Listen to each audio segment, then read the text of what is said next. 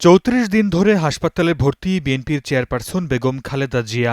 চিকিৎসকদের নিবিড় পর্যবেক্ষণে চলছে তার চিকিৎসা। দলীয় প্রধানের সুস্থতা কামনায় সারা দেশে দোয়ার আয়োজন করে বিএনপি।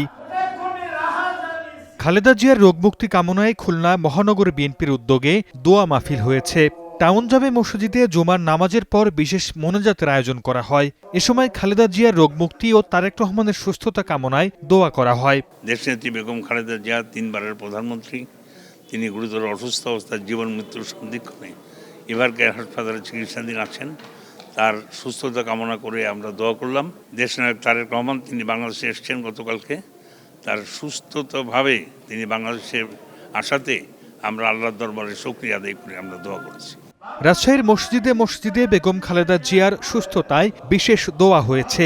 নগরীর সাহেববাজার বড় মসজিদে জুমার নামাজ শেষে বিশেষ মোনাজাতে অংশ নেন বিএনপির চেয়ারপারসনের উপদেষ্টা মিজানুর রহমান মিনু।